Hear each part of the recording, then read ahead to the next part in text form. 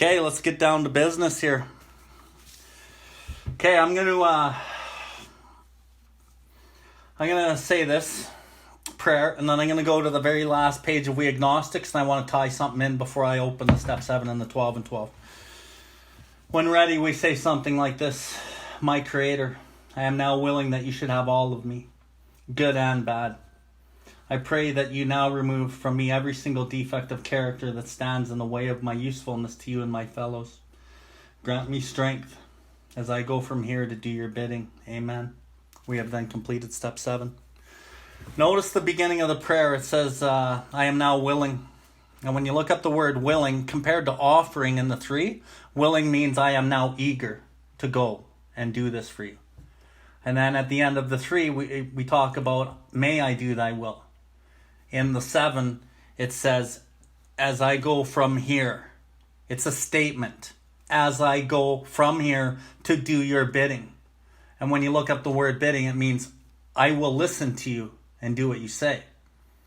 Very big difference. And then we conclude this with amen. It's the only amen in the big book. And when you look up what amen actually means, it's a Christian word and it means truth. This is stamped with truth. This is the contract that I make with God here going forward. And as we learn, Bill W. had the profound spiritual awakening. He tumbled out of bed. Most of us grow into it more slowly. Most of us grow into this spiritual awakening more slowly. Most of us learn how to turn our will and our lives over more slowly. I don't believe it has to be totally slow either, but it is slower than the profound spiritual awakening. And as we learn how to turn our will and our lives over, what is actually happening? I'm actually healing my deep inner wounding. My deep inner wounding comes out as my defects of character. And my defects of character are described where they come from in the step 4 and the 12 and 12. He talks about the instincts, so necessary for our existence, often far exceed their proper functions. So these instincts that I need to live, they exceed their proper functions. And I use them outside of the realm that God wanted me to use them. And they cause me great trouble, practically all the trouble there is. And I'm using these instincts usually because I'm insecure, because I'm broken in little areas of my life. Some are big areas. And so we do the inventory and we find out these types of things in our step 4. But remember, step 4 is only a scratching the surface of what the healing has to come. And for anyone new that thinks step 4 and 5 is the real deal, you heal everything and you fucking do a set of steps and that's it. No. It tells me right in the literature, this is why I'm a literature guy. It tells me, being convinced that self manifests itself in various ways is what had defeated me. That's what defeats me is me. And I am convinced that any life run by me is not successful. So I got to be convinced that selfish self-centeredness is actually the root of the trouble in order for me to start turning the shit over to God. And then being convinced, we consider it its common manifestations. So now the book says we're only going to consider the common manifestations of self, which defeats me and causes the failure in my life. While in step 5, in the first paragraph, it says, we ascertained in a rough way what the trouble was. Tells me right there, I'm only ascertaining in a rough way what the trouble is in step 4 when I do it out of the big book. But as time goes on, this is a program of action that continues for the rest of my life. And the action part of this process continues in the step 10. So anyone here that thinks step 10 is about promptly admitting when you're wrong and you go fucking make amends, I'm asking you to forget that, because that's what it says on the wall at the meeting. And on the wall at the meeting, step 10 will make you take such a long road to humility that it ain't even funny. Understand what step 10 is out of the big book. Try to understand what we're actually doing in the step 10 process. I'll be on step 10 in a few weeks. But step 10 is the keys to the kingdom. Step 10 is actually, I'm turning my will and my life over to the care of God. I am actually implementing what step 7 actually is all about. So we got to stay sober. We got to do more work. And I got to learn where I'm broken, why I'm insecure, why it is a spiritual axiom that every time I'm disturbed, the problem is within me. And it says in step 3, the problem arises out of ourselves. And the alcoholic is an extreme example of this self-will run riot, but he usually doesn't think so. Why don't I think so? Because I'm basing all my actions on what my intentions are. And my intentions will hide what my true motive is. That's why inventories are important. That's why the step 10 process is so important. Because I can't run my life on intention, because selfish self-centeredness is subtly under there. Selfish self-centeredness will drive me powerfully, blindly, subtly. It will drive me, dominate, and almost insist upon ruling my life. And I keep wondering, why isn't life treating me right? Because I'm not learning how to turn it over. I'm trying to will the principles into my affairs, and you don't need to will anything here. You just need to learn how to follow the mechanics. The mechanics of the program produces the result. The theory of God is not what we're talking about. We're talking about mechanics. When I take the mechanics of the program, then the result is always a principle. I don't need to do the steps and then pretend I'm going out there and trying to practice these principles in my life, because I'm self-willing them, which is why in step 7 it says to be willing to work for humility takes most of us a long time. Because I'm trying to will this shit on my own. But any life run by me is not successful. But when I follow the step 10 process, it actually aligns me. And step 7 is a huge part of what we're talking about in the 10. So also what I'm also talking about is I'm talking about healing. I'm talking about over time we heal the wounds and we heal the insecurities. We heal these things. And as I learn how to heal, I'm turning it over. If I turn shit over to God, I start healing. And this is why I wanted to read this one little piece out of We Agnostics. I'm going to read a couple paragraphs and then I'll bust open the 7. So bottom of page 56. This man recounts he tumbled out of bed to his knees. In a few seconds, he was overwhelmed by conviction of the presence of God. We're talking about Bill W. having his spiritual experience. It poured over and through him with the certainty and majesty of the great tide at flood. The barriers that he had built through the years were swept away. He stood in the presence of infinite power and love. He had stepped from bridge to shore. For the first time, he lived in constant companionship with his Creator. Thus, our friend's cornerstone was fixed in place. Very important. The cornerstone in step 2 is the idea, just a belief in God. In fact, a wonderfully effective spiritual structure can be built just on the willingness to believe.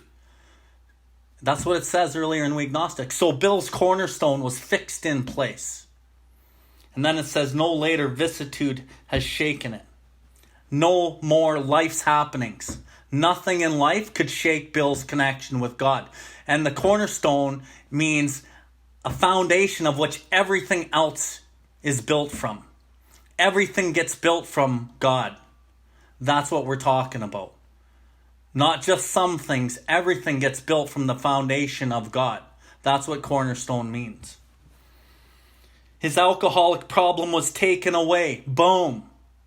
His drinking problem was taken away. Why? Because Bill had a profound spiritual experience. He turned his whole will and his life over to the care of God.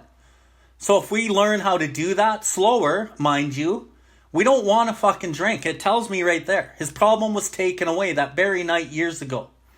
And what's one of the step 10 promises? Same thing. I haven't even sworn off. The problem has been removed. Same thing, man. That very night years ago, it disappeared. Except for a few brief moments of temptation, the thought of drink has never returned. And at such times, a great revulsion has risen up in him. Same thing as step 10. He recoils as from a hot flame from the drink. He doesn't even want it. Not even tempted. Because he's turned his will and his life over. We're talking about step 10 right here. Same shit, same promises. Seemingly, this is great. This is what I wanted to kind of get to. Seemingly, he could not drink even if he would. He can't even drink even if he wanted to, Bill W. Why? Because he's turned his will and his life over. This isn't about fucking not drinking. Because he doesn't even want to drink. because he's turned his life over. And then it says God has restored his sanity. What does that actually mean? It means God is running Bill's life. It's insanity if I run my own life. That's really what step 2 is in the design for living. When I think about step 2 in the substance, yeah, it's insane that I want to fucking pick this up. And every time I do, I know what's going to happen, but I do it anyway. Yeah, I know what happens when I run my life. Then I try to do it anyway. That's fucking insanity.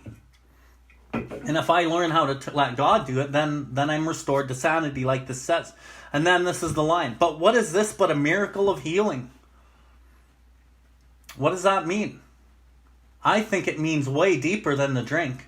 It means he's turned his will and his life over, and he's healed a lot of these fragmentations of his personality, a lot of his insecurities, a lot of his defects of character. All of these things get healed over time. But Bill's got healed quicker. Yet the elements are simple. Circumstances made him willing to believe. And then this is step 7 right here. He humbly, I'm gonna kind of quote the original manuscript. In the original manuscript, step 7 says, humbly on my knees, holding nothing back, asking God to remove my shortcomings. This is what we're talking about. Humbly offered himself to his maker. Just gave himself away. God, I am fucking yours now. Humbly on his knees, tears in his eyes. Fucking God, have me. And then it says hyphen, then he knew. He knew what? He knew everything's going to be okay because God's got this. Even so, God has restored us all to our right minds. To this man, the revelation was sudden. Spiritual awakening was sudden. But most of us grow into it more slowly. We don't have to grow into it that slow. We can speed it up a bit. And we'll be talking about that tonight in step 7. But he has come to all who have honestly sought him. See, this is about seeking him. This is about seeking him, soughting him, looking for him, drawing near to him. Not always waiting for him to come to us. And a lot of this drawing near to him comes through the altruistic actions. As you might remember in the doctor's opinion, it says we work out our solution to the strength thing and to life thing on the spiritual and the altruistic plane. Spiritual meaning God, altruistic meaning unselfishly devoting oneself to the welfare, well-being, and happiness of somebody else. But we don't just do that altruistic thing when we first get here. It takes time. But through the actions of altruism, we can speed this up. And we start feeling the change within our hearts, within our souls. And I think the altruistic action done over and over builds you to actual altruism, which is what the book says our solution is. It doesn't say the act of altruism. It says altruism, which means unselfishly devoting yourself to the welfare, health, happiness, and well-being of somebody else. Some of us grow into him more slowly, but he has come to all who have honestly sought him. When we drew near to him, he disclosed himself to us. Boom. Step 7, 12 and 12.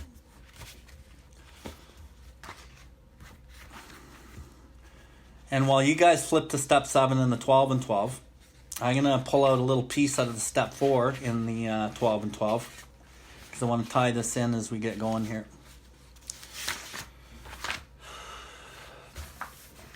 So in the 4, and I tie the 4 and the 6 in pretty tight. And step 6 to me is like probably the most important step in the program. Because step 6 is where I'm learning to turn my will and my life over to the care of God. I'm learning through humiliation, and I'm learning through the pain.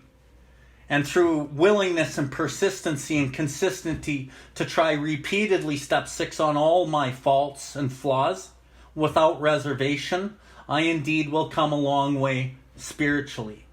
It's the first page of step 6.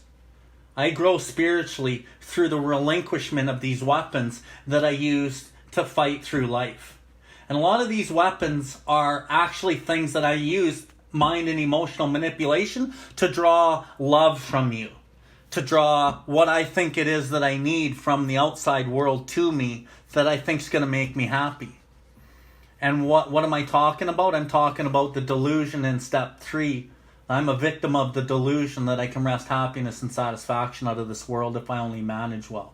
If I can only control this, if I only have the right job, if I only have the right amount of money, if I only have all these right things just right in place, I'm going to be happy.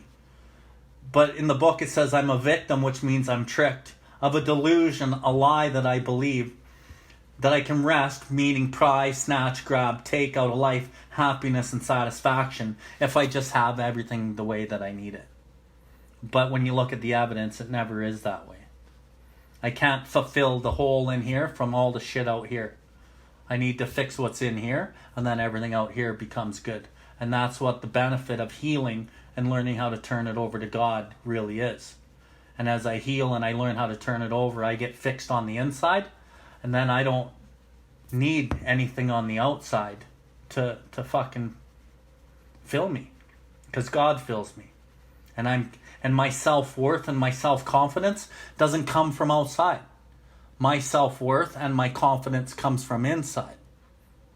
And then I'll tie tradition 7 into this too, but not right now, because tradition 7 is an exact correlation with step 7 and what I'm talking about. Every tradition has an exact correlation with the step.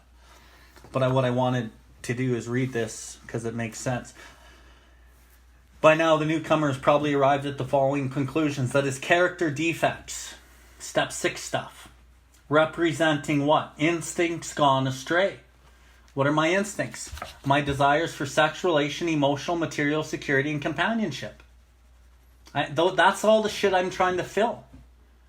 When you think about your life, you're trying to get love, you're trying to get companionship, sex, relation, and social status, or friend status, or hierarchy of status within, female relationships, or female relationships at work, or just within your peer group, or within this program, or men, same thing, or in society at large, or just walking into a room. Like, all of these instincts really drive us. And that's why the book says powerfully, blindly, and subtly. These things will drive us, dominate us, insist upon ruling our lives. And I can't see the shit, right? Always. So anyway, the character defects representing instincts gone astray have been the primary cause of my destructive drinking and failure at life. Then unless he is now willing to work hard at the elimination of the worst of these defects, both sobriety and peace of mind will still elude him.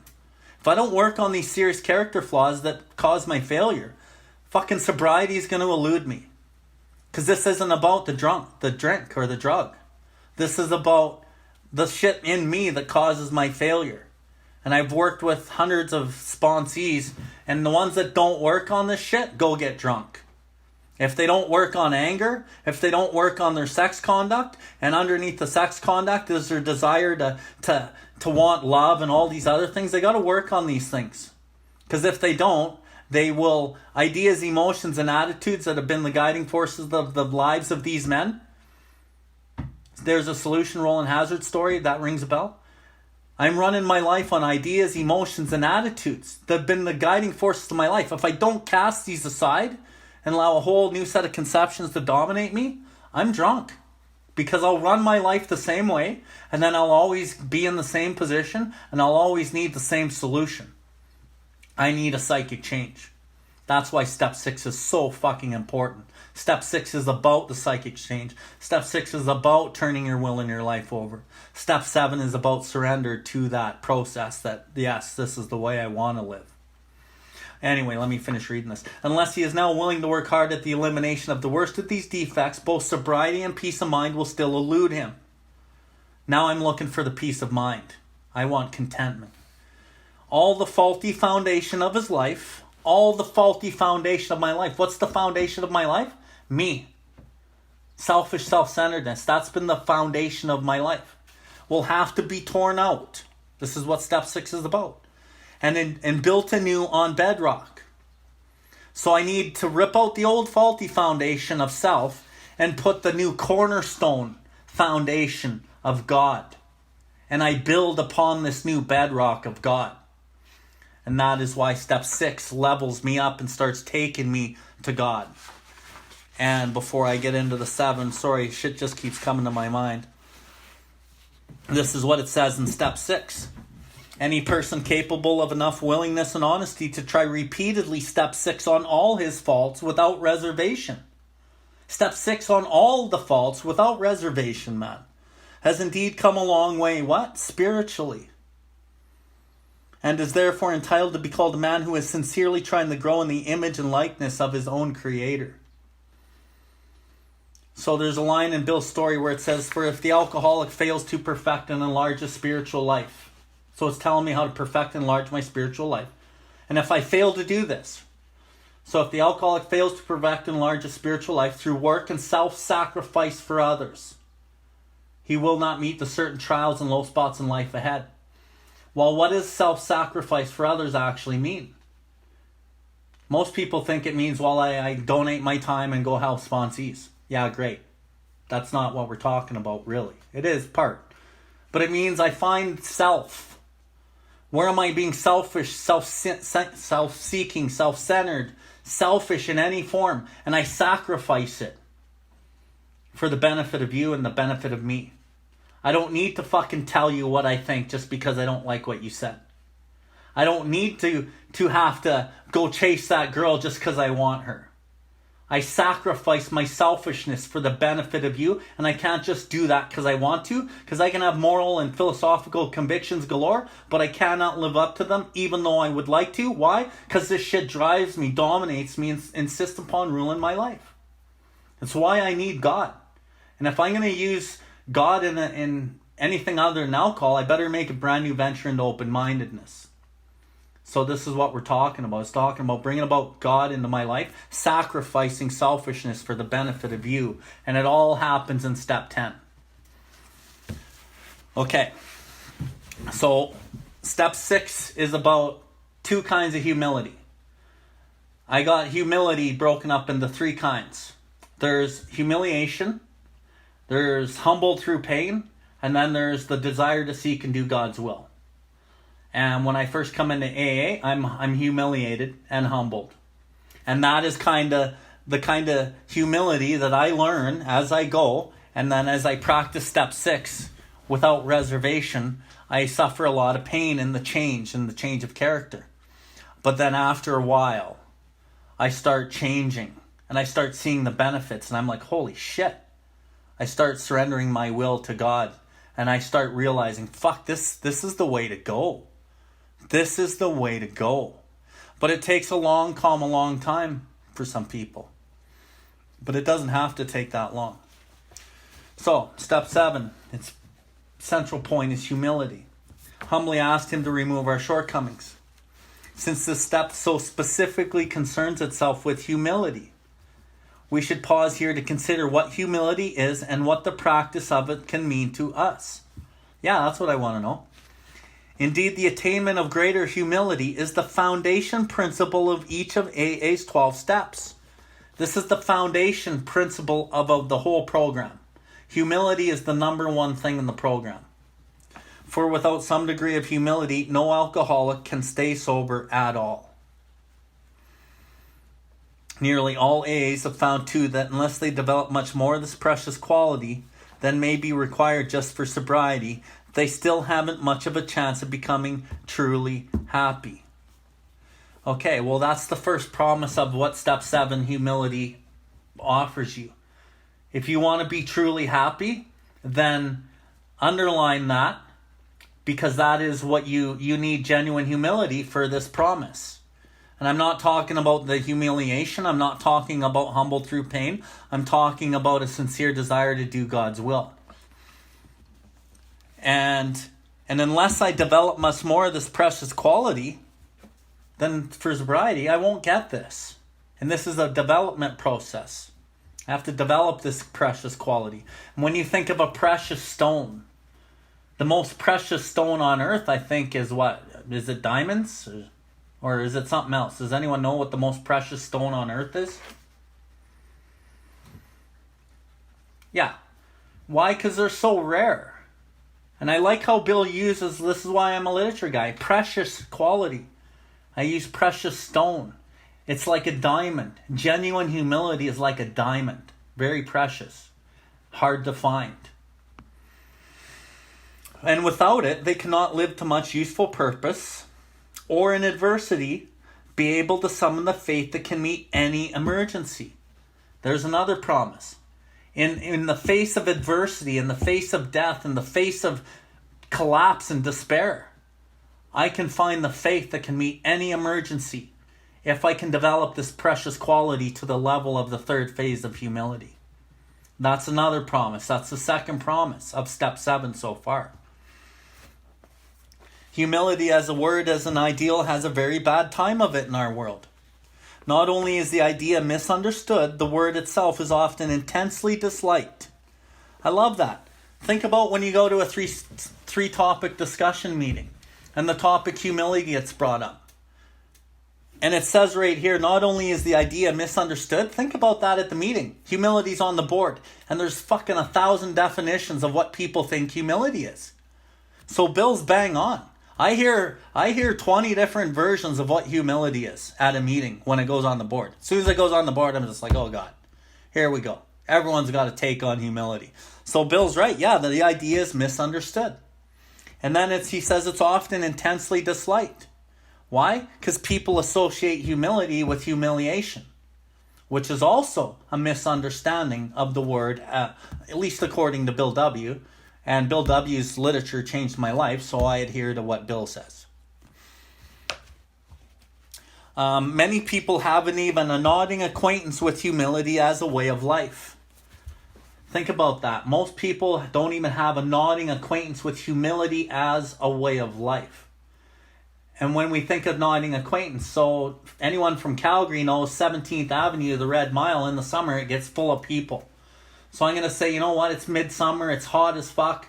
You got 5,000 people on each side of the street, and you're walking down one side, and you look on the other side of the street, and you see somebody you don't know, your eyes lock, and then you just nod at them.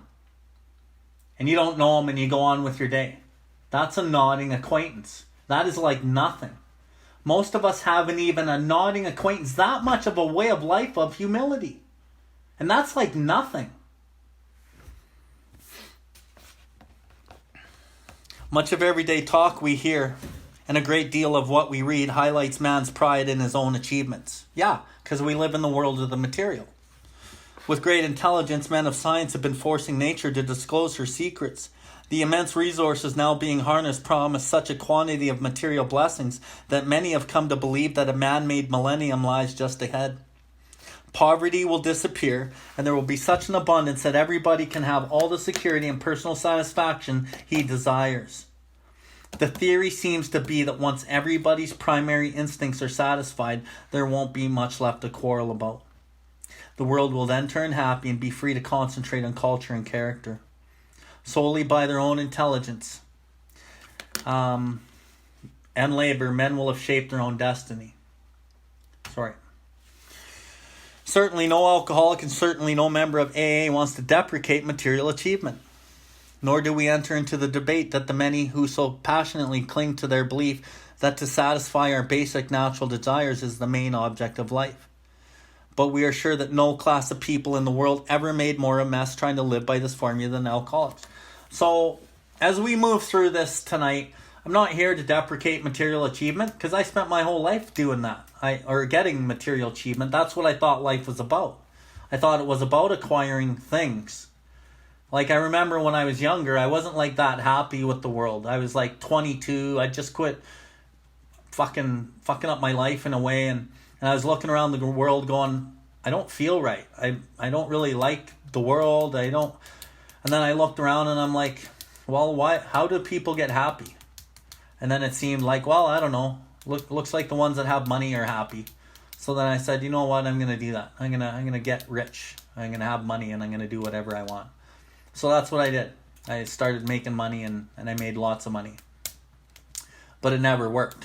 It never worked so well that I ended up burning my life down again with more substances. But I was a victim of a delusion that I could wrest happiness and satisfaction out of this world if I only managed well. Why? Because the world told me. You just get the right job, you get the right amount of money, you get the right wife, you get the right house with the right truck, with the right amount of everything, and you just have all these little things, get the 3.5 kids, and you're going to be happy. The problem is, for this guy, it never made me happy. I never actually got full and content until I came to the program after burning my life to the ground. And then a few years into the program, I realized this God thing was the way to go. And this altruistic action stuff was, well, at first I didn't give a fuck. But after a while, it started changing my insides, and which is why I'm sitting in front of you here today. So I'm not here to deprecate it, because that's not what it's about. But in the same breath, no one makes more of a mess of this shit than us. And that's the truth. And I work with lots of sponsees, and I see that happening all the time. And I'm sure if I asked every one of you here, you'd probably all give me a story and agree with me. But we don't need to go there. For thousands of years, we have been demanding more than our share of security, prestige, and romance. Yeah, I could ask y'all, have you demanded your own fair share of prestige, romance, and security? Yeah. Emotional security, companionship security, security. I think that's the biggest one for us. We want to be secure. I'm here to tell you, the only real security that we have in our lives is our ability and security within ourselves to contend with what life is. That's the only real security there is. And as we bring more God in, I get more secure in my ability to contend with what life will throw at me. And no vicissitude will shake that shit. Nothing shakes it. And then as I grow through these trials and tribulations, I actually gain a level of self-confidence that I can't get from out there, because it comes from in here. So when we seem to be succeeding, we drank to still greater dreams. When we were frustrated, even in part, we drank for oblivion. Never was there enough of what we thought we wanted. Never was there enough of what I thought I wanted. I wasn't happy with my first 68 grand when I had my first business. I wasn't happy with the 200, 300,000. I wasn't happy with $1 million. I wasn't happy with 5 trucks, 10 trucks. I wasn't happy with 1 skid steer. I needed 10. I was never happy. I was never going to be happy. So I'm glad God helped me burn my life to the ground, because I'd still be out there trying to do something fucking retarded. Now I don't have to. And I love that line. And in my book, I wrote me right there, because that is me. There was never going to be enough. It's never enough. You can't give me enough love. You can't give me enough money. You can't give me enough pats on the back. You can't give me enough of anything, right? I just want more and more. It doesn't matter what it is, right? That's what we're talking about. My instincts are gone astray. I always want more, right? I need to kind of contain these instincts into a level that God intended them for me to use them. That's why this program helps keep me in alignment. And all these striving, so many of them well-intentioned, our crippling handicap had been our lack of humility. Okay. My crippling handicap had been my lack of humility. We had lacked the perspective, here we go, to see that character building and spiritual values have to come first. One of the most important lines in the step, one of the most important lines in the program period. Character building, spiritual values have to come first before anything. And we can't sell out to that. We have to fucking adhere to this. But there's so many temptations in the world of the material to sell out on this. And that material satisfactions were not the purpose of living. Quite characteristically, we had gone out and confusing the ends with the means, instead of regarding the satisfaction of our material desires as the means by which one could live and function as human beings. We had taken these satisfactions to be the final end aim of life. Yeah, but it wasn't our fault. It wasn't my fault. That's what all the TV told me. That's what all the billboards told me. That's what all of my parents told me. Everyone told me that all of these things is what my life is supposed to be about. But it's not. And I realize that now. But it's okay for me to acquire these things now. But I don't make them the goal. They are now tools that I get to use to carry out my step 3 decision that God's my employer and now I work for him, and the stamp that I put on step 7. So the truck that I have outside my house, it's not my truck, it's God's truck. If I do get money, it's not my money, it's God's money. And if whatever friendships I have, they're friendships that God has put in my life. Whatever relationship that I'm in is a relationship to teach me something. Everything is my teacher. And God is involved in every part of my life. He is everything or He is nothing. He's everything today. He's the seemingly good, because I don't know what's actually good for me. And He's the seemingly bad, because I sure the fuck don't know what's bad for me, because some of the worst shit ever has taught me the best things in my life. So I got to be open-minded. I got to be willing to accept that this is all God's will. And when we talk about, the topic, the grace of God, well, what's the grace of God? Is God's grace only when it's good for you, when you think it's good for you? Or is what is God's grace? Isn't it all God's grace? When it's all God's grace, then you know what we're talking about. When the seemingly bad things in your life are teaching you character and spiritual values, then you're on the right track. But when life seems like it's kicking your ass and it's not treating you right, and you're taking it out on yourself and other people, and you don't see God in it, I think we're missing something. Because there's always a lesson. This is my opinion. Everything in my life is teaching me how to heal those wounds.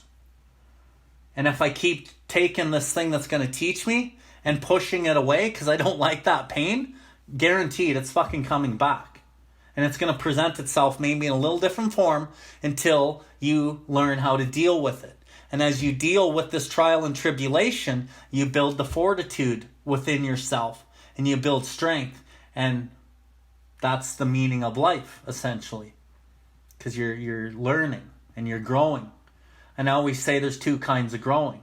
You can grow through that learning pain, or you can go through the easy way and keep pushing the lesson out of your way, but then your suffering's unremitting. And it's a different kind of suffering. And there's a lot of self-pity in that suffering. And that's what I say, do what's hard in your life and go this way and make the rest of your life easy. Or you can do what's easy and go right and make the rest of your life hard. So do what's hard, make your life easy, or do what's easy and make your life hard. It's easy to live in resentment. It's easy to live in fear. It's easy to live in sweeping shit under the carpet. It's easy to live in dishonesty. It's hard to live in forgiveness. It's hard to live in prayer and meditation. It's hard to practice, self-examination and looking at your own problems, not somebody else's. It's hard to go the other way. But the benefits are fucking phenomenal. That's why the book says common sense thus becomes uncommon sense. Because the way that I used to live my life is actually nonsense. And this uncommon way, using love, kindness, forgiveness, compassion, is the way to go. And that is the essence of what step 7 is. That is the essence of this step. Anyway. So true, most of us thought good character was desirable. But obviously good character was something one needed to get on with the business of being self-satisfied. Yeah. But with a proper display of honesty and morality, we'd stand a better chance of getting what we really wanted. So I got that line double underlined. And when I work with sponsees, this line gets tattooed in their brain. With a proper display of honesty and morality, you stand a better chance of getting what you really want. Without compromise. Like, this isn't a line or a theory that you put into your life when it's convenient for you. This is like a non-negotiable. With a proper display of honesty and morality at every given moment, you will actually stand a better chance of getting what you really, really want. And when I get here with sponsees, I'm like, what do you even really want? You know how many people don't even know what they want? Most people don't know really what they want. And if you do get them to spit out a couple things, they're like, well, I want money, and I want a nice girlfriend, and I want this, and I want that. But you're missing the boat. Some people are a little more in touch, and they're like, well, I just want to be loved, and I just want to be able to give love. I want to know that God's going to be there for me, and that my wife is solid and my relationships are solid, and I think that's what we really want, right? That's what we really want, is we just want to be loved, and we want to be able to give love. We want to be secure in our relationships. We want this deeper shit. And that's what staying in the program and digging and revealing more actually gets you, and learning how to be in an authentic, true relationship with honesty and morality. Remember back in the 4, it says, the primary fact that we fail to recognize is our utter inability to form a true partnership with another human being. Bill says that in his own words. The number one thing that I won't recognize is my utter inability to form a true partnership with any other human being. Well, that was pretty apparent in my step 4 and 5. I don't know about you all, but I never had a relationship with anybody actually other than myself. But I was convinced that I had all these great qualities I was given to my ex-wife and whoever else I had dated along the way, and I was just kind and giving and forgiving, and but I realized, no, I only had a relationship with myself because it was all about me. That was one of the biggest shockers I ever got in my life, but it was one of the best truths. We talk about rigorous honesty. What does rigorous honesty mean? It means accurate. Rigorous means accurate. It doesn't mean I fucking go at it like I'm lifting weights. Rigorous means accurate, which is kind of what step 10 is trying to teach me. When you understand step 10 is not about making amends. It's not about promptly admitting fuck all. It's about watching for me. And when I crop up, I ask God to remove me. And I talk to someone about me so I can face the facts, look at the truth about my stock and trade. Look at the truth about my situation, not my truth, because my truth always skews it, because I'm selfish and self-centered. And then one object is to find a damaged or unsaleable good that I'm using in that moment and discard it without regret. That's what step 6 is. And as I do that, the principle is the result. And what's the principle? Love, kindness, tolerance, whatever. Step 7 is the result of that process. So, what I'm going to do here, who's got the time? Anyone? Okay, perfect. So I'm going to finish off a couple paragraphs on this page, and then we'll bust off for about 6 or 7 minutes. But I really want to do this page first, most of this page. So anyway, with a proper display of honesty and morality, we'd stand a better chance of getting what we really want. Underline, double underline that, tattoo that into your brain. But whenever we had to choose between character and comfort, character building was lost in the dust of our chase of what we thought was happiness. Yeah, because I was trained by society to think happiness came through these things. Victim of a delusion that I can wrest happiness and satisfaction out of the world if I only manage well. Seldom did we look at character building as something desirable in itself. Something we would like to strive for, whether our instinctual needs were met or not. We never thought of making honesty, tolerance, and true love of man and God the daily basis of living. Think about that line. This line, at about 20 months sober for me, changed my fucking life. I read this and Bill W.'s literature in his book and the program had already changed my life so much. And trust me, I didn't want to be a big book thumper. I didn't like big book thumpers. But the literature was undeniably changing my life. So I started going, holy fuck, when I follow the directions, my life changes. So by the time I get here, it's because I acted out in some defects of character and I caused myself a lot of pain. I believed that the literature was the word and I was going to follow it. Then I get here and I'm like, holy shit. We never thought of making honesty and tolerance and true love of man and God the daily basis of living. And I'm like, is that really the daily basis of what my living should be? True love of all man and God? And then I was like, fuck it. I'm going to try that. How, I don't really know. But that line stuck in my head. And when we talk about altruism, that's the altruism right there. If you can be honest and have true tolerance, and tolerance doesn't mean tolerate somebody. Tolerance actually means what it says on page 19, there's a solution. So if you guys, I'll give you a second, but this is so fucking important. Bottom of page 19, and there's a solution in the big book, will describe what tolerance actually is. most of us sense that real tolerance of other people's shortcomings and viewpoints and respect for their opinions are attitudes that make us more useful to others. Our very lives as ex-problem drinkers depends on our constant thought of others and how we may help meet their needs. That's what true tolerance is understanding that other people have their own shortcomings, their own viewpoints, and I have to have respect for their opinions. And it's an attitude that makes me more useful to others. And basically what I'm doing is I'm not contempting and judging and fucking throwing you to the curb based on whatever you're acting like or what you're sounding like or what I'm perceiving to make up in my head about you. I understand that you're just another human being trying to do the best you can. And I have love and acceptance of others is our code. And why am I hammering this home? Because it's part of the step 10. Love and tolerance of others is our code. It doesn't mean tolerate. It means exactly what I just read.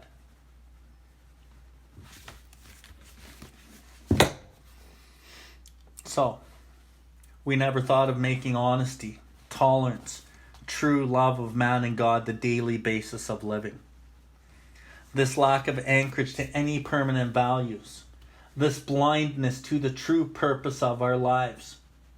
Again, that line tells me, when I read this, I was like, is that the fucking true purpose of my life? Really? True love of man and God is the true purpose of my life? I thought buying shit was. I thought making money was. I thought a whole bunch of different shit was the purpose of life. But it's not. You know what I really like is, I'm going to flip here because it just came intuitively to me. In the We Agnostics chapter, and I love this when I take people through it. It's on page 54. Second paragraph. This is kind of what we're talking about. We found too that we had been worshippers. What a state of mental gooseflesh this used to bring on. Had we not variously worshipped people, sediment, things, money, and ourselves. Yeah, I worshipped people, money, sentiment, meaning ideas that society told me to worship, that I thought were my own ideas, some of them, and myself, pomp and worship of myself. Yeah, I worshipped people, I worshipped women, I worshipped money, I worshipped status, I worshipped a whole bunch of shit. I worshipped the ideas that I worshipped in my life. And then with a better motive, had I not worshipfully beheld the sunset, the sea, or a flower? Think about that. Sunset, sea, flower. Mother with their child. Playing with a dog. A little kid playing with a little puppy. Or, you with your best friend. Just being silly and having fun. Or tending to a sick relative. Who of us had not loved something or somebody? How much did these feelings, these loves, these worship have to do with pure reason? So the things at the top, what a state of mental gooseflesh, who of us not worshipped these other things, that all comes from the mind. People, money, sentiment, things. That's all coming from the mind. That's shit society's taught me. But what about all these other things? The sunset, the sea, the flower, the little kid playing with a puppy, me with my best friend. None of that shit comes from the mind. It comes from the fucking heart. It comes from the soul. How much do these things have to do with pure reason? Little or nothing, we saw it last. Were not these things the tissue of which our lives were constructed? Yeah. The fucking stuff from the heart is the tissue of why I'm fucking here. But I get tricked. And I dilute myself with what I learn. Did not these feelings, after all, determine the course of our existence? Yeah. When you're on your deathbed, you ain't sitting there going, you know what, I wish I would have bought another fucking RAV4. I wish I would have bought a 68 Camaro. No. It's I wish I would have spent more time with my kids, Or it's wish I would have had better relationships. I wish I would have done something, and it always comes from the heart. It doesn't come from the mind. Why? Because this is why we're built here. The fundamental idea of God is within every man, woman, and child, but is often obscured by calamity, life, pomp, self, and worship of other things, the things that we've been talking about. So back to step 7. So this lack of anchors, any permanent values. These are the permanent values. True love of man and God. The things that are driven, God gave me to drive my life, comes from my heart and my soul. The fundamental idea of God. This blindness to the true purpose of our lives produced another bad result. For just so long as we were convinced that we could live exclusively on our own individual strength and intelligence, for just that long was working faith in a higher power impossible. Impossible, it says. And I want you to pay attention. There's 3 in a row here. And that's the first one. This was true even when we believed God existed. So if you believe God exists, listen up. We could actually have earnest religious beliefs which remain barren because we are still trying to play God ourselves. As long as we place self-reliance first, a genuine reliance upon a higher power was out of the question. So if I'm placing self-reliance first, a genuine reliance upon God, fucking no dice. It's out of the question. So for me, when I think of this line, just for me, when I look at this line, I'm like, well, is God everything or is he nothing? If I'm placing self-reliance first, then I guess God's nothing to me. Well, I want God to be everything because I'm utterly convinced that any life run by me is not successful. And when I turn my life over to God, fucking great things happen. So I want to stay out of the way. So if I'm trying to fucking still manage and manipulate an area of my life where I'm not really wanting God in, then to me God is nothing. So I got to really take for me, because I want to turn my will and my life over because I know the benefits of it. I want to not fucking run my life. So I got to look at this line and go, if I place self-reliance first, a genuine reliance upon God is out of the question. And then it goes on, and here's our definition of humility. Here's the definition I use of humility, and it's not misunderstood. It's very fucking clear. That basic ingredient of all humility, a desire to seek and do God's will, was missing. But the point is I want you to note that is what Bill W. decides what humility is. It's a desire to seek and do God's will. And it doesn't say that you do this perfectly.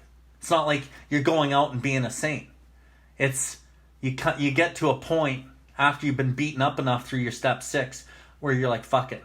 I just want to do God's will. And it doesn't matter how perfect you do it. It's the desire within you and how you want to actually work your life.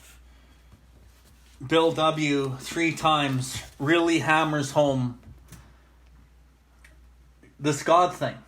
You know, he's talking about even as long as we're convinced that we could live exclusively on our own individual strength and intelligence, for just that long is a working faith in a higher power impossible.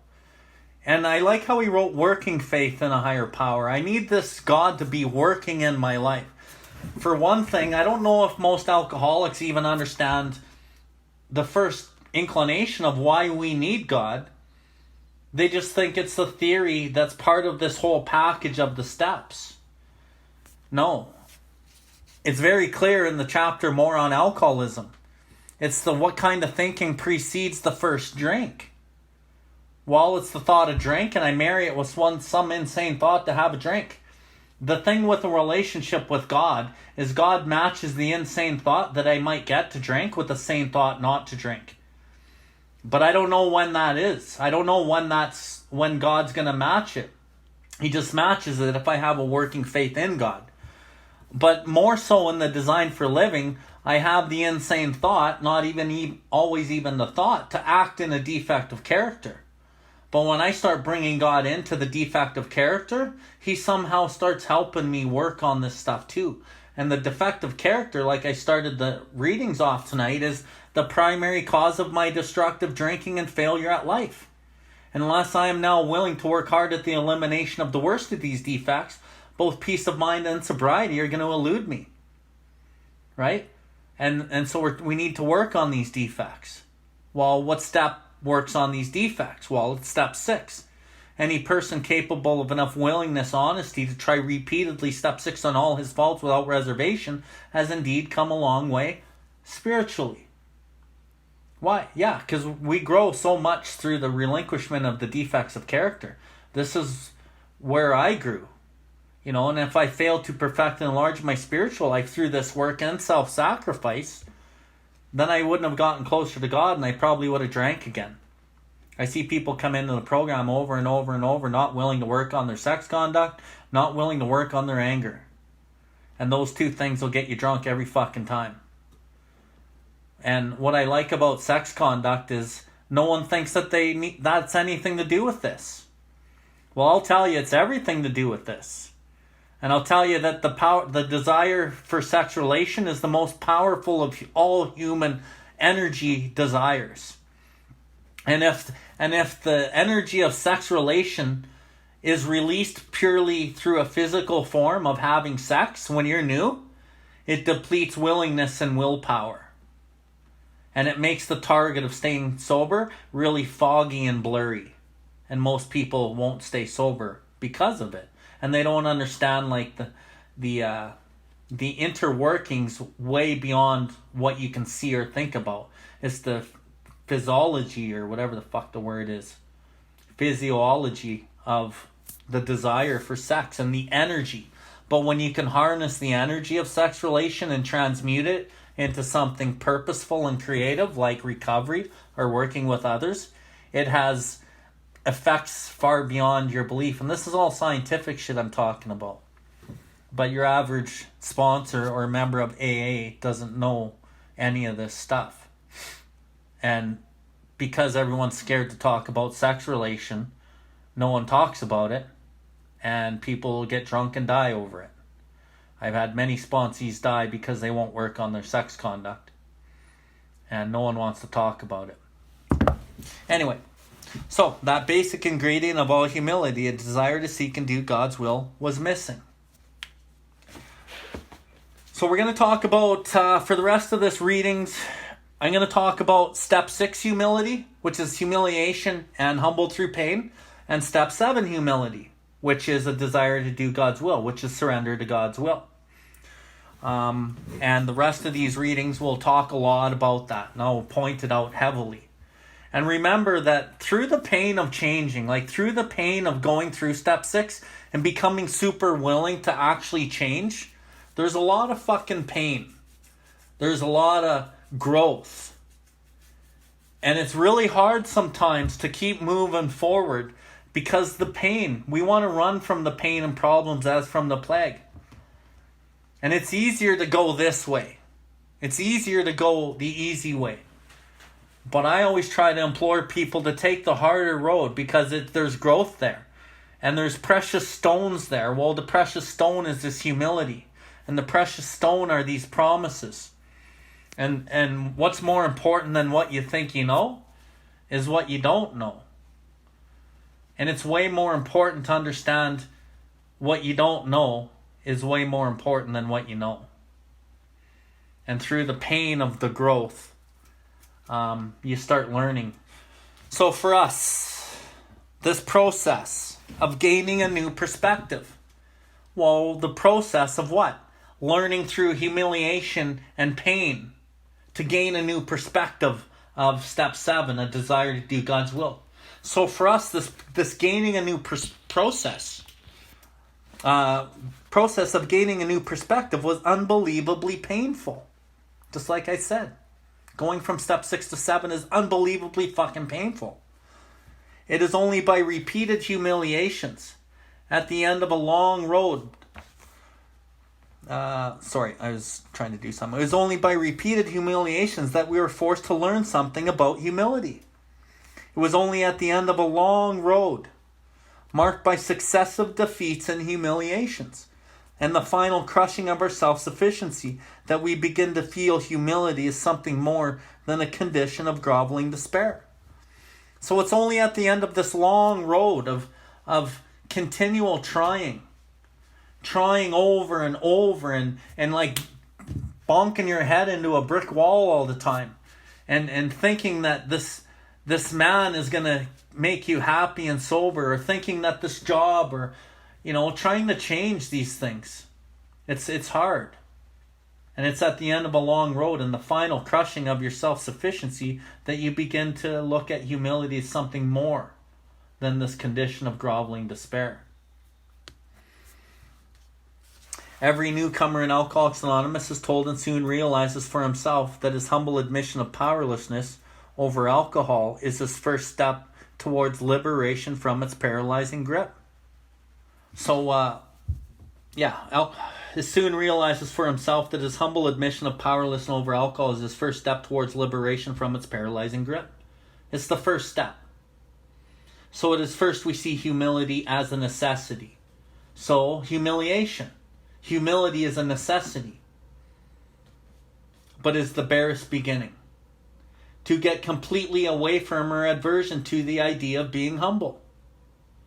I love that line. Bill W. himself, and when you look up the word aversion means intense dislike for. Okay? Earlier in this reading, we talked about the word humility is often misunderstood. One of the versions of humility is being humble. And we all know that.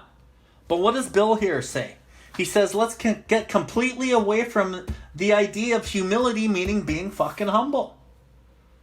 Bill W. himself says, let's get the fuck away from that idea. That humility means being humble. And he writes intense dislike for. I love it. To gain a vision of humility. Genuine humility, a desire to seek and do God's will. As the avenue to true freedom of your human spirit. Promise. Isn't that one of the best promises in all of the literature that Bill W. writes? Yeah. Who doesn't want true freedom of their human spirit? I think that's the only fucking thing I would take. If I could only have one, that's the one I would want. And what produces that? Genuine humility. A sincere desire to seek and do God's will. But it's only at the end of this long road, marked by successive defeats and humiliations, and the final crushing of your self-sufficiency, that you begin to look at this and want it. To be willing to work for this type of humility as something to be desired for itself takes most of us a long time. It doesn't have to take a long time. Why? Because if you understand the step 10 process and you become entirely willing to relinquish these defects that are getting in the way of you and God, then it doesn't take a long time. It just takes a long time. Or it can take a short time. And like I said before, it doesn't matter how well you do God's will. It's just a matter of, do you have the desire? Because just with the desire to want to work for God and do God's will is where genuine humility is actually produced. So it doesn't matter how well you do it. And you don't have to beat yourself up when it looks like you fail, because you never fail. We don't make mistakes when we hit this stage. We do things, we make decisions that maybe push us back, cause us some pain, but we learn from them and we move forward with the desire to do God's will. So it's never about making mistakes, and we don't need to beat ourselves up. We just accept that it didn't go the way that we thought it might, or that we had a shortcoming, but it wasn't a defect. So I can still act out on the very same thing that was a defect when it was a defect, and I can act out on the same thing when I'm doing God's will, but it's not a defect at that point anymore. It's a shortcoming. Why? Because I had a different intent. I wasn't seeking a selfish outcome. I was seeking God's outcome. So the difference between a defect and a shortcoming is a defect I'm still trying to cut away and it causes me problems and it's my own self-will. And a shortcoming is I've relinquished that defect because I don't want to use it anymore. And I still may use it by accident, and it's only a shortcoming. There's a big difference between 6 and 7. One's a defect, one's a shortcoming. A shortcoming is I want to do God's will. I'm just human, so I'm not always going to maybe look like I'm doing it. But I kind of actually am, because I did something, I learned from it, and then I move forward and I try again. But in a defect, I'm still acting in the defect, kind of knowing that I'm acting in it, because I'm not doing any work to relinquish it. Does that make sense? Okay. So again, to get completely away from our aversion to the idea of being humble. Fuck it. To gain a vision of humility as the avenue to true freedom of the human spirit. To be willing to work for humility as something to be desired takes most of us a long time.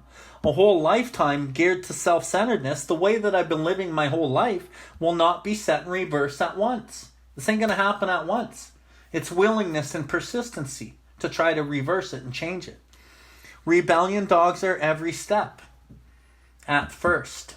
And I really like that, at first, because it's only at first. If you have a willingness to try repeatedly step 6 on all your faults without reservation, this is only at first. But if you don't have a willingness to try step 6 on all your faults without reservation, and you're just going to kind of do it half-assed when it suits you, then it's not going to be at first. It's going to be a long time. And to want to work for humility will take you a long time. But it doesn't have to. That's why I'm always about, let's dig in. Let's dig in and do this shit for real in the first few years, so that it just becomes a way of life. And you've surrendered to God's will, and it gets easy. That's why I say do what's hard and make the rest of your life easy, or do what's easy and make a fucking long, hard road for yourself. And I see it in the program all the time. I see people with 10, 15, 20, 30 years telling me that step 10's about fucking promptly admitting that I'm wrong. Well, no wonder you're fucking miserable. No wonder you're still struggling. You don't even understand one of the most important steps in the program, because it's steps 4 to 9 in a 10. It's not about promptly admitting fuck all. It's about understanding the step processes and following the mechanics. In the original manuscript, it talks about it right on the first page. Rarely have we seen a person fail who has thoroughly followed our directions. The whole book is the set of directions. You just got to know where the directions are. Follow the directions, the results are the results. It's not a theory. God's not the theory. You know, what does it say in the Working with Others chapter? Faith alone is insufficient. This idea that I can just have faith alone is insufficient. To be vital. What does vital mean? It means to give life. I want life. To be vital must be accompanied by self-sacrifice and unselfish constructive action. Well, what's the self-sacrifice? Self-sacrifice is sacrificing my selfishness in my step 6 that allows me to grow spiritually, like it says. And then I do the unselfish constructive action, which is the actions of altruism. And then with enough action of altruism action, it turns into actually altruism. So it all together, this stuff, it's not theory. There's action and there's directions. Our stories disclose in a general way what we used to be like, what happened, and what we are like now. If you have decided you want what we have and are willing to go to any length to get it, then you are ready to follow directions. Fucking love it. Step 12. Having had a spiritual experience as the result of this course of action, we tried to carry this message to others, especially alcoholics, and to practice these principles in all of our affairs. Well, in the book, what does it say? Much more important demonstrations of our principles lies before us in our respective homes, occupations, and all of our affairs. It's way more important for me to understand step 10 outside of AA. And if I can do that out there, then I grow spiritually. And then I'm gaining in humility. And I'm actually making honesty and tolerance and true love of man and God the daily basis of living. So anyway, let's keep going. So when we had finally admitted without reservations we are powerless over alcohol, we are apt to breathe a great sigh of relief. Okay, now we're back to the alcohol. Saying, well, thank God that's over. I'll never have to go through that again. Then we learn, often to our consternation, that this is only the first milestone on the new road we are walking. the new milestone on the road we're walking. Admitting, this drug and alcohol thing. So anyway, the milestones that I think are important aren't the time so much. It's the growth. It's the growth in humility. It's the growth in service. It's a benchmark from here to here. Because you can have 5 years and not grow in your growth in humility. But you have 5 years. But to me, you can grow tenfold on somebody in humility, and they're not growing at all in humility, but they might have more time in. To me, the benchmark is, the real milestone is growth in humility, growth in character building and spiritual values. Okay, so we learned to our consternation that this is only the first milestone in the new road we are walking, still goaded by sheer necessity. Listen to this stuff, this is good. Still goaded by sheer necessity, we reluctantly come to grips with those serious character flaws that made problem drinkers of us in the first place. Flaws which must be dealt with to prevent a retreat into alcoholism once again. Again, if I don't work on these serious character flaws, I will retreat back into alcoholism. And what is alcoholism? So if I don't work on those things, I'm gonna go back in here in my head. And this is alcoholism before this is alcoholism. Because if I can't handle this, I need relief and I need it now. Because I have a spiritual malady, and this will drive me back to drink. And if I'm acting out in defects of character, ideas, emotions, and attitudes that have been the guiding forces of my life, and if I don't learn how to cast them aside and I keep acting in them, of course I'm going to drink. Because I'm going to always do what I've always done, and I'm going to get what I've always gotten. That's just the way this goes. Well, we will want to be rid of some of these defects, of course. But in some instances, this will appear to be an impossible job from which we recoil. And we cling with a passionate persistence to others, which is just as disturbing to our equilibrium, because we still enjoy them too much. How can we possibly summon the resolution and the willingness to get rid of such overwhelming compulsions and desires? How? God. That's the answer. It's God. But again, we are driven on by the inescapable conclusion which we draw from AA experience that we surely must try with a will or fall by the wayside. There it is again. I don't know how many times we've talked about it tonight. If I don't try to work on these defects, I have to try with a will or else I'll fall by the wayside. I get drunk and then possibly I die. And step 6 even says that. The moment we say no, never, our minds close against the grace of God. Delay is dangerous and rebellion may be fatal. This is the exact point which we abandon limited selfish objectives and move towards God's will for us. Last page of step 6. So at this stage of our progress, we are under heavy pressure and coercion to do the right thing. Yeah, we're under heavy pressure from our family, our friends, ourselves, God, our sponsor, our kids. People want us to stay sober. They've probably been dealing with us a long time, fucking up being a tornado in their life. So we're under heavy pressure and coercion to do the right thing. We are obliged between the pains of trying and the certain penalties of failing to do so. So I have to try, and there's pain.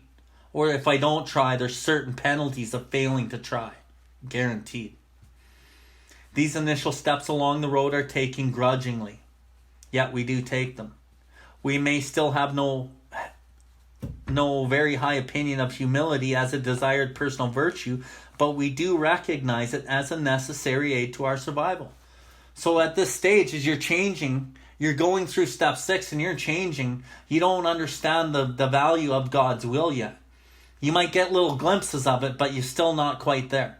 You do recognize it as a necessity, but it doesn't look like something you really want quite yet. And that's kind of what we're talking about. It's just a necessary aid to your survival.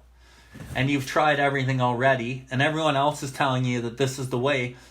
But through the pain of taking this road, a lot of times people just go, you know what, fuck it. And they're gone. Because it's hard. Anyway, but when we have taken a square look at some of these defects and have discussed them with another, and have become willing to have them removed, our thinking about humility commences to have a wider meaning. By this time, in all probability, we have gained some measure of release from our more devastating handicaps. We enjoy moments in which there is something like real peace of mind. There's another promise. To those of us who have hitherto only known excitement, depression, anxiety, or in other words, all of us, this newfound peace is a priceless gift. I don't know about you guys, but I know that when I have peace of mind, it's a priceless gift. And I got that through seeking God and this program of recovery. Something new has indeed been added. Where humility had formerly stood for a forced feeding on humble pie. So where humility had formerly stood for this forced feeding on this humbling pie, it now begins to mean the nourishing ingredient that can give us serenity. Boom. Promise. From humility. Genuine humility brings you serenity. And I like in the step 9 promise it says we will comprehend the word serenity. Meaning Bill's probably saying, you know what? You guys probably all think you know what serenity is, but you're going to comprehend what that actually feels like. So this improved perception of humility. So now I'm gaining in this new perception. Okay? This improved perception of humility starts another revolutionary change in our outlook. Our eyes begin to open to the immense values which have come straight out of painful ego puncturing. I love that. I'm going to reread that. This improved perception of humility starts another revolutionary change in our outlook. Our eyes begin to open to the immense character building that comes straight out of painful ego puncturing. So through the ego puncturing and the pain that we go through to change, we're building character. And we're seeking spiritual values. And we're slowly changing. Rebellion dogs are every step at first. Now we're kind of getting through those rebellion dogs. Nipping at our heels. We're starting to see a little bit of this light of genuine humility. Until now, our lives have been largely devoted to running from pain and problems. We had fled from them as from the plague. We never wanted to deal with the fact of suffering. Escape via the bottle was always our solution. Character building through suffering might be all right for the saints, but it certainly didn't appeal to us. So here's the thing about character building through suffering. Because there's a lot of suffering through this character building. There's another fellowship that Bill talks about on page 164. Abandon yourself to God as you understand God. Admit your faults to Him and your fellows. Clear away the wreckage of your past. Give freely of what you find and join us. We shall be with you in the fellowship of the Spirit. The fellowship of the Spirit is the one you want to be in. That is the one that keeps you sober, and that is the one that will give you the good life. May God bless you and keep you until then as you trudge this road of happy destiny. Well, may God bless you and keep you until what? Till you find the fellowship of God, essentially. So this character building through suffering is all right for the saints, but it doesn't appeal to us. And the thing about that is, as you're trying to grow and learn, so anyone who's like in their first year or first, maybe 6 months to year and a half, you're going to come in with a bunch of people who are trying this. And you might be the one who's staying sober and you're kind of moving forward in your recovery. And it's going to get hard. And a lot of people are going to take those easy roads, right? And I'm imploring you to take the hard road. And it almost looks like, well, why should I do this? Look what they get to do. Look what they're doing. Now, these people are doing all these other things. And I'm telling you, you know what? That's normal. You want to do what's normal, you'll be drunk. You got to do what's not normal in this program if you really want to succeed. And what's not normal is hard. And if you do what's hard, you make the rest of your life easy. And you will get really what you want. But if you keep doing what's easy, you're going to get what you always got. And that's not really what you want. So, it's a choice. And I always say, this ain't a matter of do I want to stay sober or not. This is, do I want to change my life? This is a program of, do you want to fucking change your life? That's what it boils down to. Because you can take the easy road, or you can take a drink. But if you really want to change your life, then you got to dig deep and you got to fucking do stuff that no one else is going to do. If you want an exceptional life, then you got to do exceptional things. And if you want a normal life that's not normal because you're an alcoholic and it'll never be normal in the normal sense, what the fuck are we talking about? So, and I see many people take this hard road. I got some really good pillars and friends that have done what I've done, and they're laughing, man. The jobs are coming to them. Finally, the woman in their life that was quality, not of quantity, has come. And, stability and security, real stability and security. I always say, you stick it out and God's going to bring to you what you've always wanted if he sees that you're going to do for him what you said you would do. But he's going to do it when he thinks you're ready for it. And if you're broken and you're not healed in an area, don't expect him to bring you something. He wants you to fix it, and he knows where you're broken. So he's going to present you with the opportunity to repair yourself. But if you keep pushing that opportunity to repair yourself out of the way, he's going to keep putting it in front of you. So that's why God-centered 12-step pillars and the inventory and prayer and meditation are all so important altogether. Not one or the other, because one or the other only brings relief and benefit. And if you're anything like me, I'm sick of relief and benefit because that's what I've been seeking my whole life. I want this unshakable foundation. I want the ultimate reality, God's kingdom. And that's where it comes from, all of that stuff combined. So anyway, then in AA, listen to this. This is kind of what you hear in AA. When you look around and you see what we're talking about. In AA, we looked and we listened. Everywhere we see failure and misery transformed by step 6 humility into priceless assets.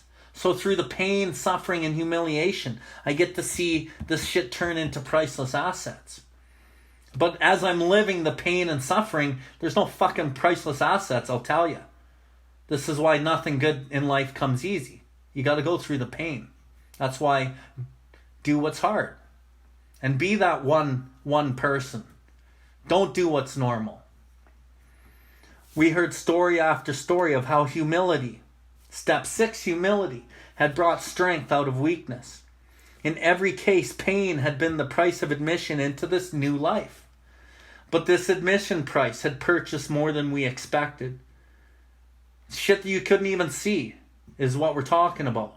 Stuff that you had no idea is going to come and show up in your life. But it purchased more than you expected. You weren't expecting this good shit. But you don't know until you get there. And you can think you might know, but you don't know until you actually know. It brought a measure of humility, step 7 humility, which we soon discovered to be what? The healer of fucking pain. Who doesn't want that? That's what I want. I want to be healed of pain. It's not like that pain just goes away. It means that everything's my teacher. And I'm like, you know what? Right on. Bring it on. Bring on the pain. I'm not scared of pain. I'm not going to run from it anymore. Why? Because I know that there's gold there. And a lot of the pain isn't unremitting suffering pain anymore. It's actually pain that I get to grow through. Nothing happens to me anymore. It happens for me. Life doesn't happen to me. It happens for me. I don't go through anything. I get to grow through everything. Big change. Profound alteration in my attitude towards life, towards God's universe and my fellows. It's one of the promises in the book. So we begin to fear pain less and desire real humility, a desire to do God's will more than ever. During this process of learning more about humility. This is a whole process. During this process, that doesn't have to take a long time. So during this process of learning more about humility, the most profound result of all was the change in our attitude towards God. Fucking full on. The change in our attitude towards God. This isn't about God in the morning and God at night anymore. This is about everything is God. Everything I'm doing, I want to do God's will. Everything I'm doing, I'm saying prayers for. Every action that I'm doing in my life has meaning behind it.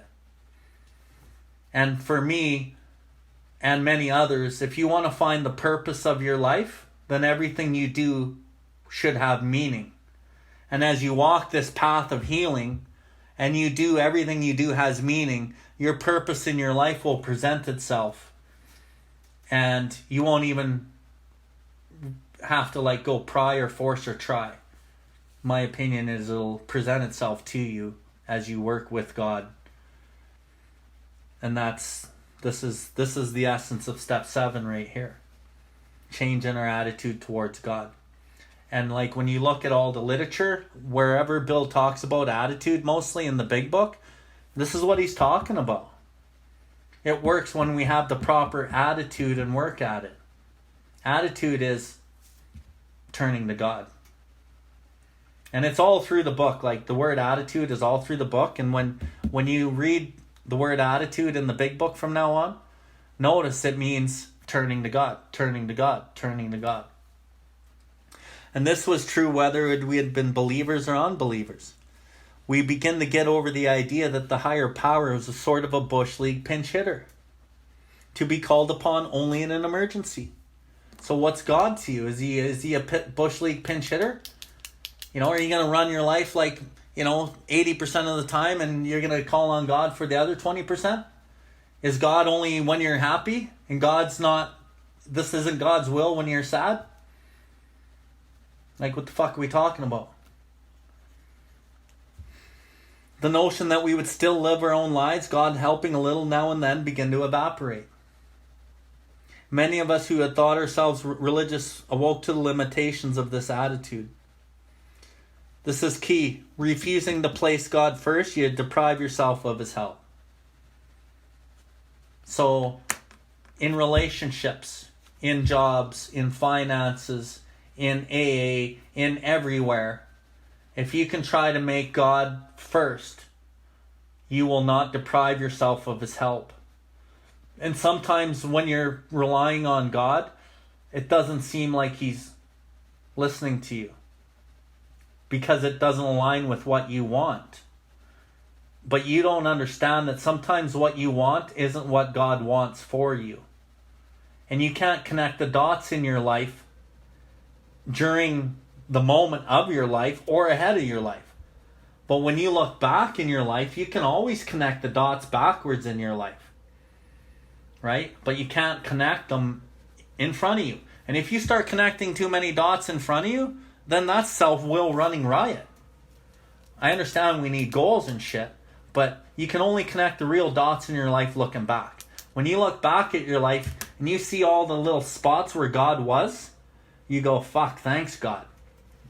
So God's will isn't always your will. That's why acceptance is so huge. That's why prayer and meditation are huge. Because you accept what God's will is and you move with God in God's will. And then the results are way better than what you think. But because we have these desires and we're often broken in certain aspects, subtly, subconsciously, we want things the way we want because we still think they're going to make us happy. But it's a delusion and we're victims of it. And once we get this understanding of selfish self-centeredness is the root of our troubles, and we're still trying to cling and grab and pull stuff into our lives because we think it's going to make us happy, after some time you start working on that shit and it fucking changes. And then I'll say this too. The program's got 3 levels. This is all my opinion, right? This is everything we're talking about. It's my opinion. But my opinion comes with working with hundreds of sponsees and going to thousands of meetings and trying to live this program. And this is going to sound judgmental to some degree, but it doesn't really matter. I don't care because I want you to understand the truth anyway. There's 3 levels of recovery. There's low level, there's mid level, and there's high level recovery. Low level, you're flirting with getting drunk and you're probably fucking miserable. Mid level, it's got its perks. You might stay sober, you might not. There's going to be a lot of defects and there's going to be a lot of fighting everyone and everything. And at high level recovery, I'm not going to say that it's all roses and cherries either, but there's a lot of people doing the deal for real. They want to work for God And they're people you can rely on and you can be trustworthy with and be vulnerable with and learn from. It's not by mistake that 5% of the program does 95% of the work. It's not by mistake that 5% of the people stay sober for a year. It's not by mistake that about 5% of the people in the program are in the fellowship of the Spirit. So I just say, you know what? And each level has its own little levels within it. But water finds its own level. If you want high water level recovery, then you seek out high water level recovery people and you ask them what they're doing and you do what they do. And water's going to find its own level. And if you don't want that and you want to fuck around, then you know what? You'll find those people. And eventually, if you fuck around too much in this program, fuck around, pretty soon you won't be around. I just had another sponsee die here recently. I don't know, I've had 4 or 5 die in the last year that I've sponsored. And there's plenty more that are dying that aren't my sponsees. So, and even if you're not dead 6 feet under, we all know what it's like to be dead inside. To be like looking in the mirror going, who the fuck are you? A hollow shell of a human being. This is why faith alone is insufficient. To be vital, to give me life, must be accompanied by self-sacrifice and unselfish constructive action. And I get that through my relationship with God. I get it through altruism. I start becoming whole with who I am. I don't need things from outside of me to fill me up. We are supported through self, through our own inner resources. Declining outside contributions to fucking take care of us. Because we're whole on our own. Well, what's step 7? I need to be full on my own with God. And I need to be surrendered. What is this but a miracle of healing? I decline outside contributions. I don't need my insecurities to be fulfilled from things outside of me anymore. Because God fills that up. My work and my inventories and my willingness to relinquish these things and look deep in the darkest parts of myself allow me to bring light to the walls that the ego has built so that the light of reason can shine in. And then I start feeling whole, and my self-confidence comes from self, inside, not from outside. And as I start becoming whole with God and my God-centered 12-step pillars, and I'm not being held up by the world of the material pillars, by my job, status, money, who's on my arm. Because when all of those pillars crumble, like they did for me, and I'm left in the middle of my material world pillars that told me who I was, I'm left there going, who the fuck am I? Now you can knock any of those pillars out from under me and I know who I am. Because I've dug deep. I've went into the darkness. And I have God-centered 12-step people helping me, ready there to pick me up. I have real friends. And my biggest reliance is on God. Because people are going to fail me, period. I will fail me, people will fail me, but God will never fail me. So I make the relationship with God because He's infinite and He will never leave me. And people will always leave me. And I can't hold on to a relationship just because it brought me some little value somewhere along the way. And if I hold on to a relationship too long for one little thread, then it becomes a decision based on self because I'm so needy because it brought me something that I'm not bringing through my own connection with God. And then if I keep holding on to that, I will place myself in a position to be hurt and I will hurt somebody else. So all relationships will come and go. My kids aren't even my kids. My kids are God's kids. I'm not here to control them. I'm here to be a pillar. I'm here to show them what God in my life can do. And when they need somebody to rely on for advice or for watching someone grow with integrity and character, then I'm there. And I speak my truth to them and I don't lie about anything. I'm honest and moral and I stand to get a better chance of getting what I really want. The only thing I can do is I can't protect my kids either. Because I can't protect them from life. Because you can't protect anyone from life. So if I try to protect them, I disarm them. I don't give them the ability to build their own strength to get through life and find their own truth and listen to their own truth. And that's the essence of step 7 is speaking our own truth, becoming in touch with God and listening to the God consciousness, the fundamental idea of God within me. But it's often obscured by calamity, pomp, and worship. And these calamities, pomps, and worships are my insecurities that I try to fill from the outside. But I get good with this stuff and it starts working. And then I walk with, like the book says, new confidence. So anyway, refusing to place God first, we have deprived ourselves of his help. But now the words, of myself I am nothing, the Father doeth the work, began to carry bright promise and meaning. We saw we needn't be bludgeoned and beaten into humility anymore. I don't need step 6, bludgeoned and beaten anymore. It could come quite as much from my voluntary reaching for it, step 7, humility, as it could come from unremitting suffering. A great turning point in our lives came when we sought humility, something we really wanted, rather than something we must have. That's the biggest difference between 6 and 7. Something that I really want. I really want to do God's will versus the necessity of humility to learn. That's the turning point of 6 and 7. I go from humiliating and humbled through pain, fucking not sure if I really like this humility thing. And after enough practice, I go, fuck, yes. That's the great turning point. I want more of this stuff. Give me more of God, because I want healer of pain. I want true freedom of that human spirit. I want that serenity. I want this faith that can meet any emergency. No later vicissitude is shaking this shit. Fucking give me some more. Give me some people to help. Let's go. And then it starts changing your life in a fucking way you can't imagine. It marked the time when we commenced to see the full implication of step 7. Humbly asked him to remove our shortcomings.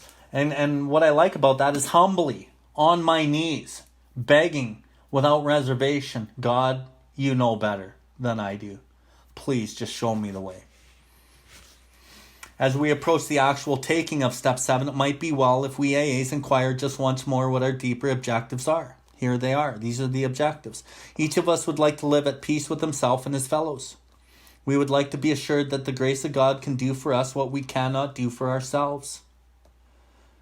We had seen that character defects based upon short-sighted or unworthy desires are the obstacles that block our path towards these objectives. We now clearly see that we have been making unreasonable demands upon ourselves, upon others, and upon God.